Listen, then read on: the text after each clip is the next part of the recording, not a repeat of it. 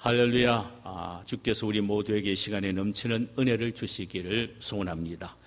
우리가 함께 나누고자 하는 말씀의 제목은 교회 성도들의 영적 어머니라는 제목이며, 본문은 데살로니가전서 2장 6절에서 8절까지의 말씀입니다.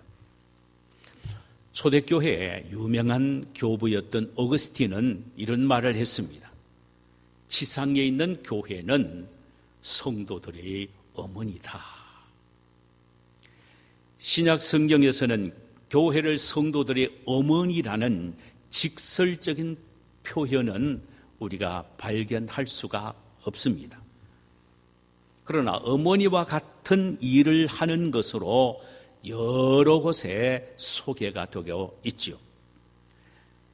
이를테면 갈라디아서 4장 19절에서는 나의 자녀들아 너희 속에 그리스도의 형상이 이루기까지 다시 너를 위하여 해산하는 수고를 하노라.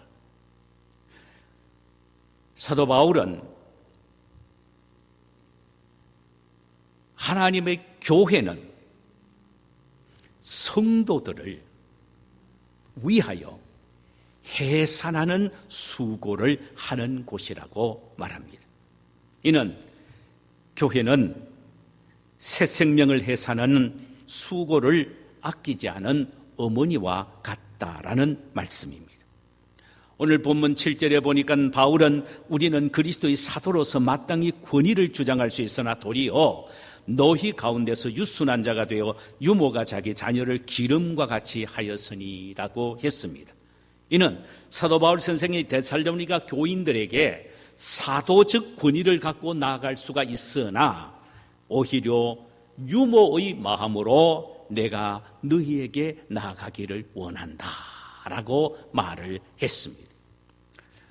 구약 성경 호세아서를 보면은 2장 2절에서 이런 말씀이 기록이 되어 있습니다. 너희 어미와 쟁론하라. 저는 내 아내가 아니요 나는 저의 남편이 아니라.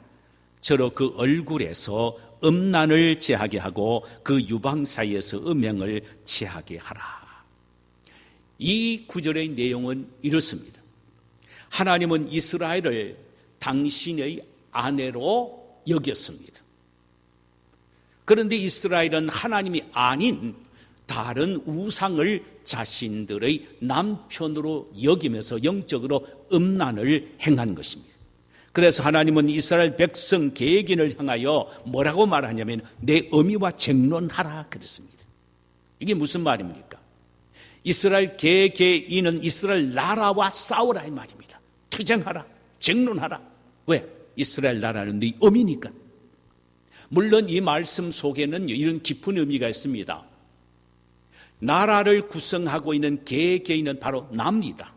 그러니까 그 음행을 저지르는 이스라엘 나라와 쟁론하라, 너 어미와 싸우라라고 말하는 이것은 곧 나라를 구성하고 있는 내 개개인의 죄를 들여다보고 내 자신을 회개하고 돌이키라는 의미입니다.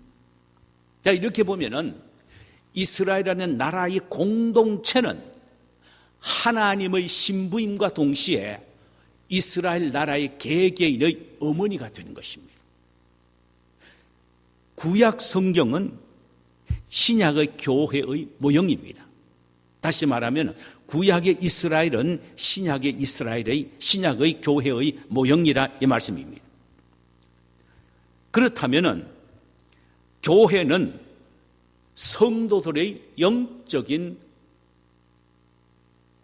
어머니가 된 것입니다. 교회라는 것은 성도들의 영적 어머니입니다. 이것은 당연한 설명입니다. 그러면 구체적으로 어떤 의미에서 교회를 성도들의 어머니라고 말을 하느냐 이 말입니다. 어떤 의미에서? 세 가지입니다. 하나는 어머니가 자녀를 낳듯이 교회는 성도들을 낳는다는 의미입니다. 교회는 성도들을 낳는다는 의미에서 교회를 성도들의 어머니라고 말합니다. 성도가 다시 태어나는 곳은 교회입니다. 오순절 마가 요한의 다락방에서 시작된 예루살렘 교회는 120문도가 합심하여 기도하는 중 하늘문이 열려 성령이 폭포수처럼 쏟아졌으며 순간 거듭남과 성령의 충만함을 받은 후 예루살렘과 유다와 사마리아와 땅끝까지 이르러 주님의 증인이 되어서 온 사람들을 데리고 교회 안에 데리고 오는 놀랄만한 역사가 이 120문도를 통하여 일어나게 된 것입니다. 성도들이 이해하여 전도를 받아 교회에 나온 사람들은 하나님의 말씀을 듣고 배우는 가운데 성령의 역사를 신비롭게 경험하게 됩니다. 이것이 곧 영적으로 다시 태어난다는, 거듭난다는 의미입니다. 이런 면에서 예루살렘 교회는 모여든 모든 성도들의 어머니가 됩니다.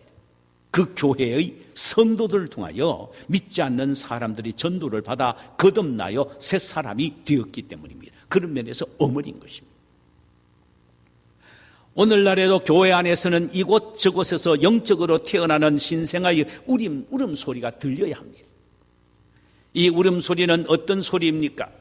이 소리는 자신들의 죄악을 애통해 하는 회개의 소리이며, 이 소리는 구원에 대한 감격의 소리이며, 이 소리는 새 생명을 얻은 황홀 가운데서 부르는 찬송의 소리입니다.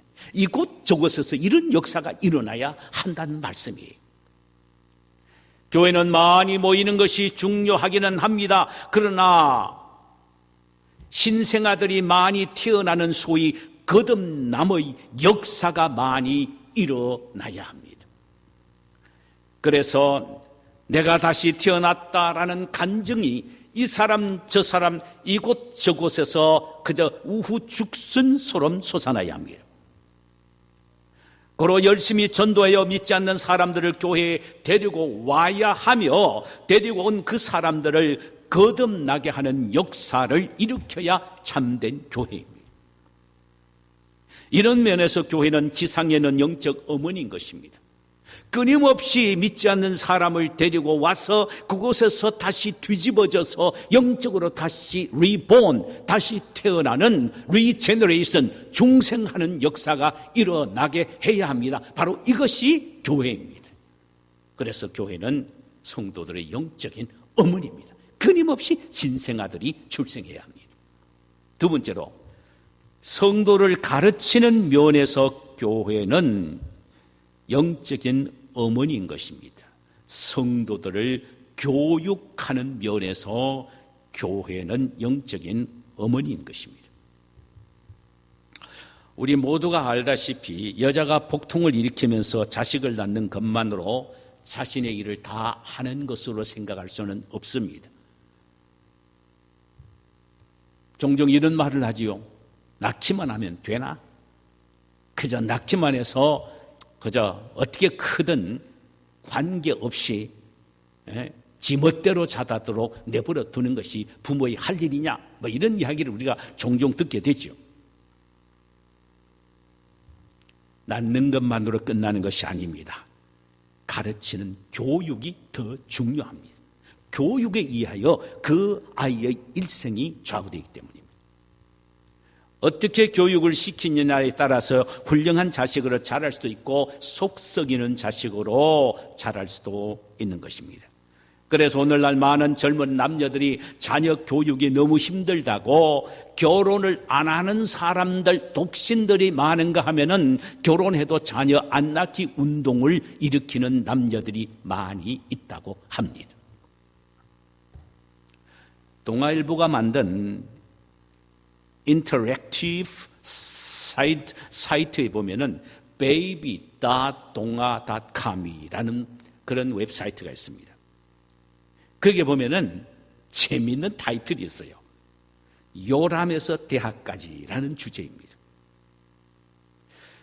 2019년에 대한민국 아이들이 태어나서 대학 졸업까지 들어가는 양육비 계산기를 통하여 계산해 보니 1인당 6억 5,994만 원이 투자가 된다는 보고서입니다. 약 6억 6천만 원이에요. 이로 본다면 자녀 교육 끝나기 전에는 집은 생각도 못하는 것이 오늘날 한국 사회의 현실입니다. 그래서 결혼을 피하고 자녀 출산을 꺼리는 것입니다. 그러나 때가 되면 결혼을 해야 되고 자식을 반드시 낳아야 합니다. 이것이 바로 하나님의 명령이기 때문입니다. 제가 왜 이 말씀을 드리느냐 하면 교회가 성도의 어머니라고 한다면은 영적 생명을 생산하는 것으로 끝나는 것이 아니라 가르치는 교육이 계속 이어져야 됨을 강조하기 위해서입니다. 교육이란 양육과 훈련 이 두 카테고리로 정의를 내릴 수 있습니다. 교육은 양육과 훈련. 세상의 어머니가 자식을 양육시키고 훈련하듯이 교회는 영적인 자녀인 성도를 양육하고 훈련시켜야 합니다. 이것은 교회가 해야 할 가장 중요한 일이죠. 그런 면에서 교회는 성도의 영적인 어머니임에는 틀림이 없습니다. 양육이란 스스로 자신을 지키도록 하기 위하여 시키는 교육입니다. 스스로 자신을 지키게 하기 위하여 시키는 교육이 바로 양육입니다.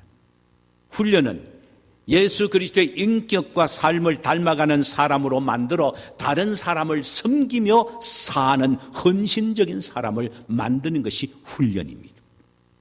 성경에서는 교회가 성도를 양육시키고 훈련시킬 것을 많이 강조하셨습니다. 사도 바울 선생은 고린도전서 3장 1절에서 영적으로 성장하지 못한 자를 그리스도 안에서 어린 아이와 같다라고 했습니다. 반드시 영적으로 어린 아이는 그대로 두어서는 안 된다는 것입니다. 양육하고 키워나가야 한다는 것입니다. 그래서 교육이 필요하다는 것입니다. 그대로 내버려두면은 영적으로 어린 아이가 되어버린다는 것입니다. 3절에는 이 어린 아이의 모습을 이렇게 표현합니다.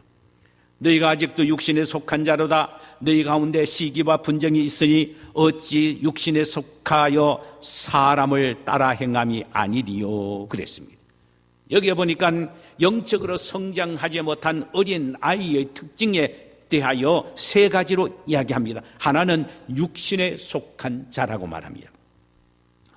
이는 교회에 나와서 신앙생활은 하기는 해도 삶의 가치관과 태도는 믿지 않는 불신자, 옛날 예수 믿지 않았을 때 가졌던 습관 그대로의 삶과 태도를 갖고 사는 사람. 이런 사람은 신앙생활 10년, 20년, 이민생활 신앙생활 30년 했다 하더라도 여전히 영적인 어린 아이들의 진비 없습니다. 육신에 속한 자이기 때문입니다. 둘째로 시기와 분쟁이 가득하다는 것입니다. 마치 어린아이가 장난감 하나를 가지고 서로 싸우듯 늘 시기와 분쟁 속에서 신앙생활한다는 것입니다. 여러분 보세요. 교회에 와서 다른 사람에게 좋은 이야기 하지 않고 다른 사람을 칭찬하지 않고 가작을 듣고 실문하고 깎아내리고 남의 말하기 좋아하는 사람요, 그 사람 여러분 겉으로 봐 금방 압니다. 그 사람은 영적으로 아무리 신앙생활을 오게 하고 교회에 권사가 되고 장로가 된다 하더라도 그 사람은 진짜 성장한 사람이 아니라 영적인 어린 아이들이라는 것입니다. 이대로 내버려둬서는 안 된다는 것입니다. 그래서 교회는 양육이 필요한 것입니다. 셋째는 영적인 어린아이는 사람을 따라서 행한다는 것입니다. 이는 사람 따라 교회 나오고 사람 눈치 보고 봉사하고 사람으로부터 칭찬받고 인정받기 위하여 교회 일을 하는 사람. 여러분 이런 사람 어떻게 얼마나 많습니까? 장로 때가 되면 장로 투표를 의식해서 표 한 표라도 더 얻기 위하여 열심히 봉사하는 것처럼 보여지는 것. 이런 사람들이 교회 안에 많이 있다는 말입니다. 여러분 만약 어떤 교회가 세상적인 사고방식을 갖고 신앙생활을 하거나 어린아이와 같이 시기와 분쟁을 일삼고 있거나 사람을 따라서 행하는 사람이 모인다면 그 교회는 어떤 교회일까요? 정말 시끌벅글하며 늘 잔잔할 날이 없을 정도로 복잡하고 시끄러울 것입니다. 사도 바울 선생은 영적인 어린 나이의 위험성에 대해서 에베소서 4장 13절에서 15절 사이에 다음과 같이 말씀을 합니다.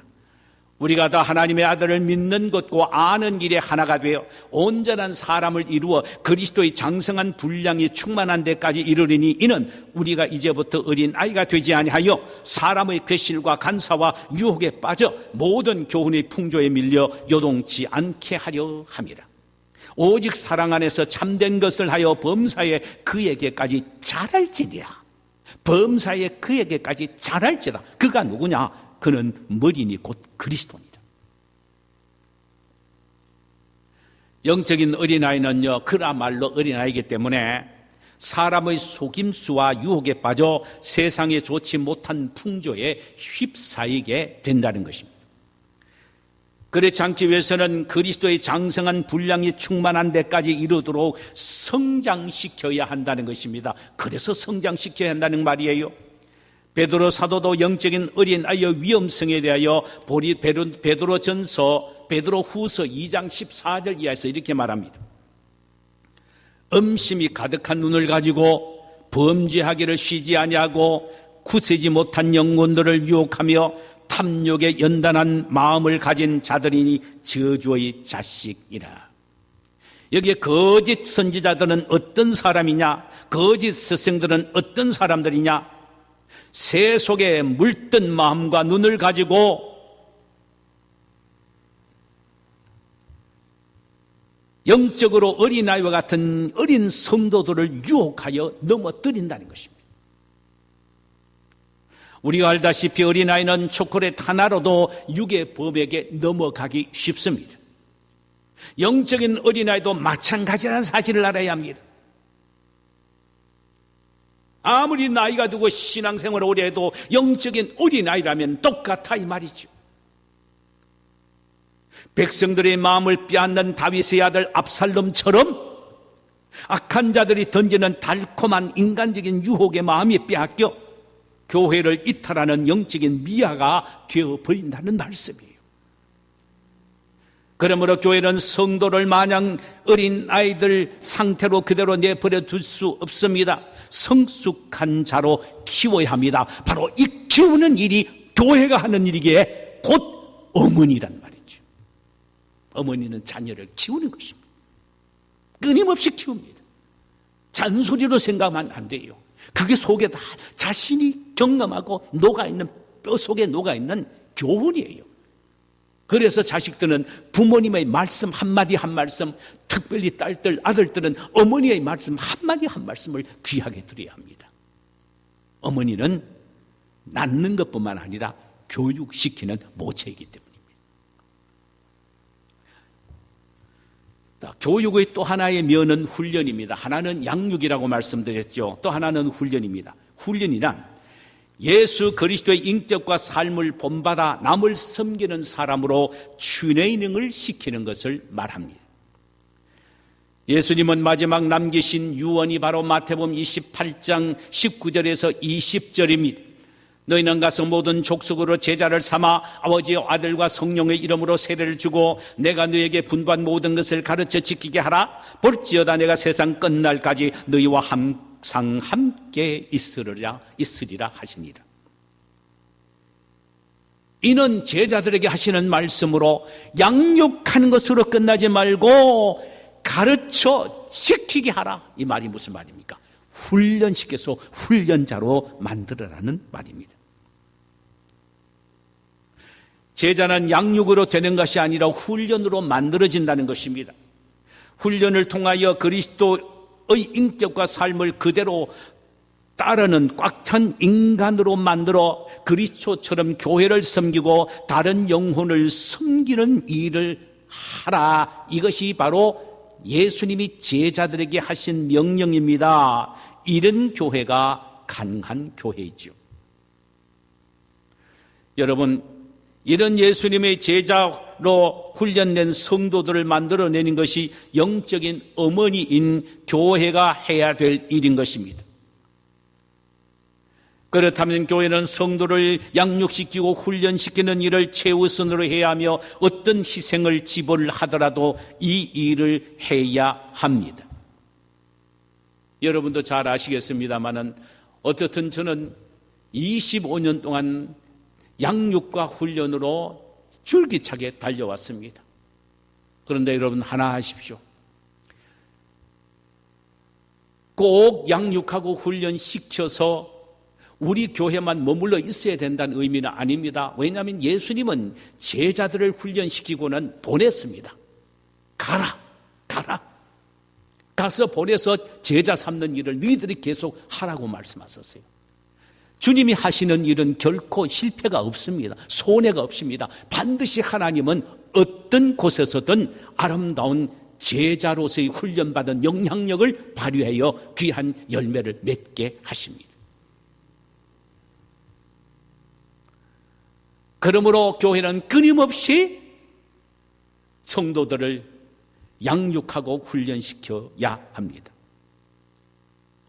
어머니인 교회가 해야 될 마땅한 일이죠.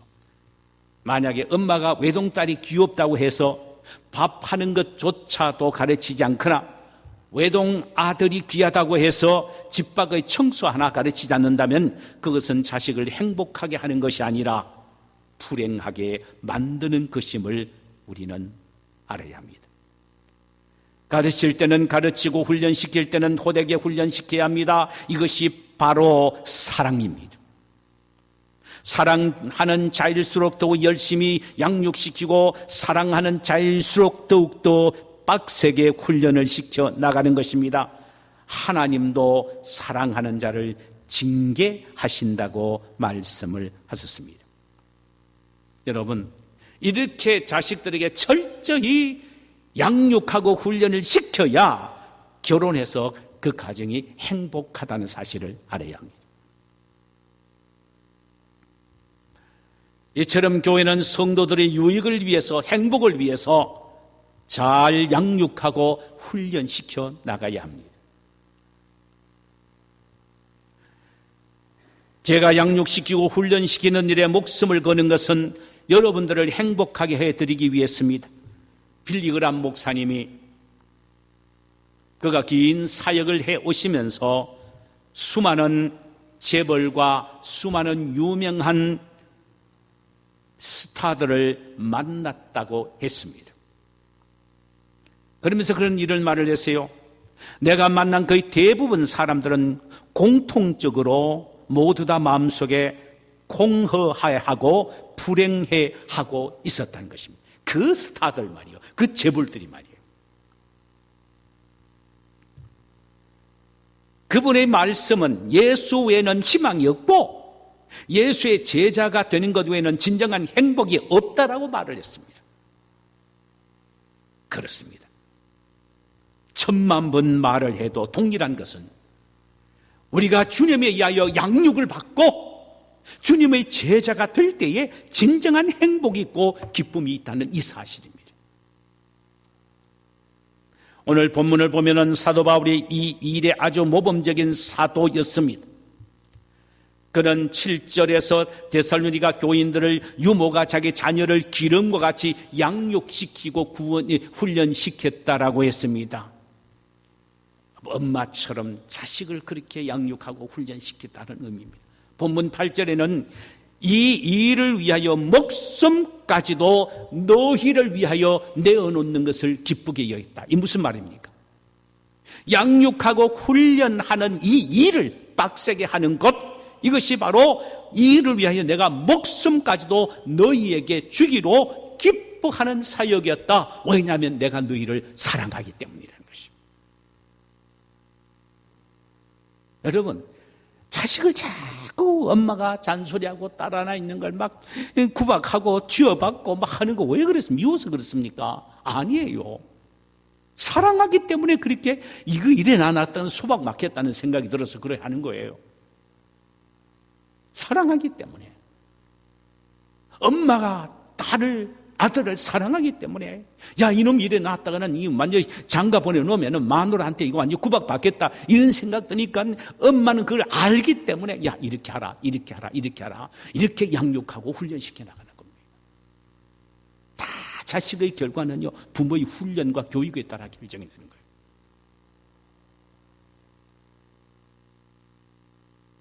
어떤 분이 이야기하는 걸 제가 들었는데, 저는 그때 한 10년 전에 이야기한 게 지금도 머릿속에 뱅뱅 돌고 있는 것이 뭐냐면요, 딸 하나뿐이에요. 아주 귀한 딸이에요. 아주 똑똑해요.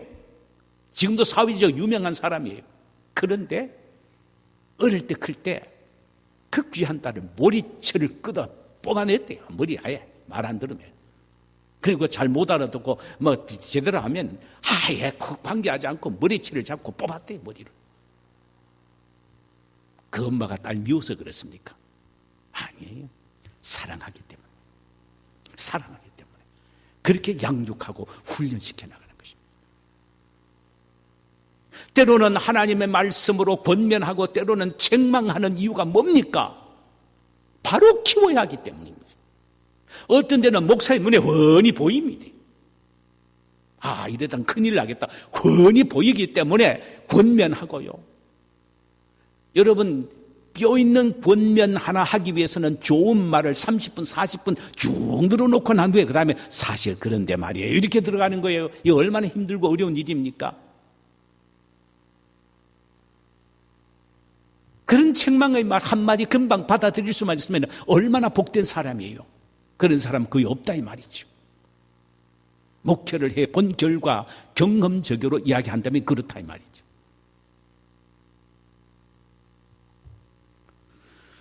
어머니가 자식을 키우는데 목숨을 다하여 키우듯 바울도 데살로니가 교인들을 양육시키고 훈련시키는 데는 목숨을 걸었다고 말했습니다.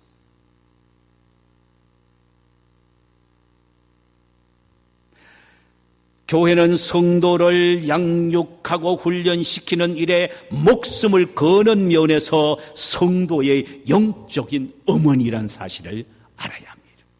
마지막 하나, 주님은 교회를 통하여 모든 은혜를 주시기에 교회를 영적인 어머니라 이렇게 부르는 것입니다.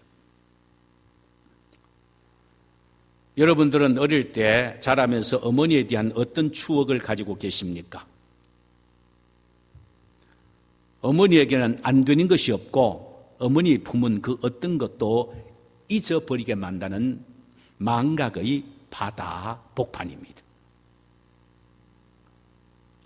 아이들에게 얻어맞은 아픔도 왕따 당한 상처도 어머니 품 안에서 하룻밤만 자고 나면 다 잊어버리는 것입니다. 또 어머니의 손은 모든 상처와 병을 치료하는 약손입니다. 배가 아파 구르다가도 어머니가 내 손이 약손이다 하면서 한번 쓰다듬어만 주시면 금방 스르르 잠이 들고 맙니다. 숙제 안에 가서 선생님에게 맞은 종아리의 피멍도 어머니가 따뜻한 입김으로 후 불어주기만 하면요, 다음날 아침에 거뜬하게 일어납니다.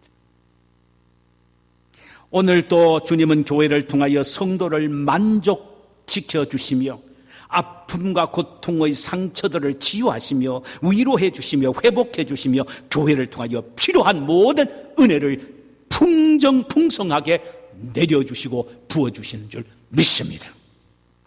그렇습니다. 주님은 오늘 또 교회를 통하여 은혜를 주심을 잊지 마시기를 바랍니다. 요한복음 5장 1절 이하에 보면은 38년 된 병자가 베데스다 연못가에 물이 동항이만을 기다리고 있는 사람이 있었어요. 이따가 천사가 와서 물을 동할 때에 먼저 한 사람만 들어간 그 사람이 병이 낫는다는 그런 전설에 따라서 수많은 병자들이 베데스다 연못가에 쭉 누워서 물이 동하기만을 기다리고 있습니다. 예수님은 많은 사람이 유월절 잔치를 벌이고 있는 축제의 현장인 예루살렘에 가지 않으시고 이 고통과 질병과 혈기 마르고 신음하고 누워있는 병든 자들의 뒹굴고 있는 베데스다 연못가에 오신 것입니다. 그리고는 병이 가장 오래된 38년 된 이 병자에게 오셔서 일어나 내 자리를 들고 걸어가라고 하셨으며 그 순간 그 환자가 곧 일어나 자리를 들고 걸어가게 된 것입니다. 여러분, 베데스다가 무엇인지 아세요? The House of Mercy, 긍휼의 집이라는 의미입니다. 그 긍휼의 집에 주님이 찾아오셨습니다. 그 병든자를 고치기 위해서입니다. 여러분, 베데스다는 오늘날 교회를 의미합니다. 오늘날에도 긍휼의 주님은, 긍휼의 집은 교회에 찾아오십니다. 그래서 인생의 모든 고통과 질병과 실패와 낙심과 좌절 속에 있는 성도들을 만나시고는 안수하여 치료해 주시고, 어느 때는 말씀을 듣고 벌떡 일어나게 하시고, 어느 때는 하나님이 주시는 그 위로와 기쁨과 평강과 즐거움으로 영적인 충만한 은혜 가운데 그 어려움을 이겨나갈 수 있게 하시는 것입니다. 교회에서 주님은 각종 치유와 은혜와 능력을 회복시켜 주신다는 말씀입니다.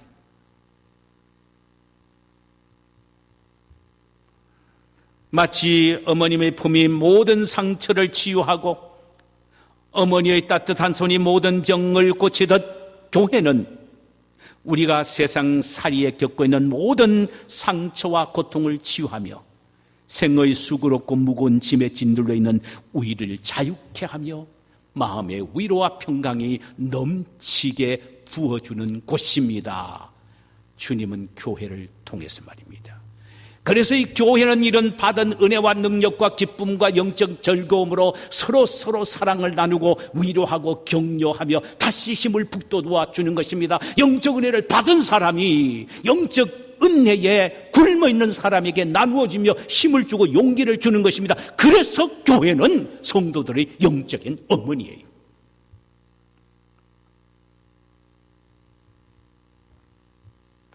우리는 이 은혜를 얻기 위하여 지금 이 시간 이 자리에 나왔고, 주님은 이런 은혜를 베풀어 주시기 위하여 지금 이 자리에 오셨습니다. 우리 인생의 모든 상처와 아픔과 질병과 문제들을 주님께 맡기십시다. 주님은 반드시 우리를 고치시고 치료하시고 해결해 주시고 회복시켜 주십니다. 그런 면에서 교회는 성도들의 어머니입니다.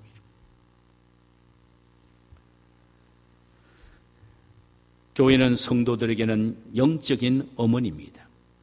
이곳에서 영적으로 다시 태어나는 중생의 역사가 일어나고, 이곳에서 주님의 장성한 분량이 충만한 데까지 이르는 성숙한 성도로 양육이 되고, 이곳에서 그리스도를 닮는 그리스도의 제자로 힘있게 훈련되어 만들어지는 곳이며, 이곳에서 위로와 평안과 자유와 회복의 은혜를 경험하는 곳입니다.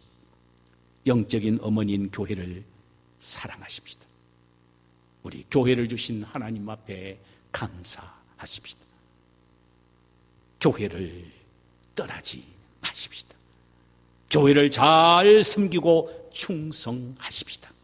그래서 어머니인 교회를 통하여 주시는 주님의 은혜를 매일매일 누리며 영적인 포만감 속에 살아가는 우리 모두가 되시기를 주님의 이름으로 축원합니다.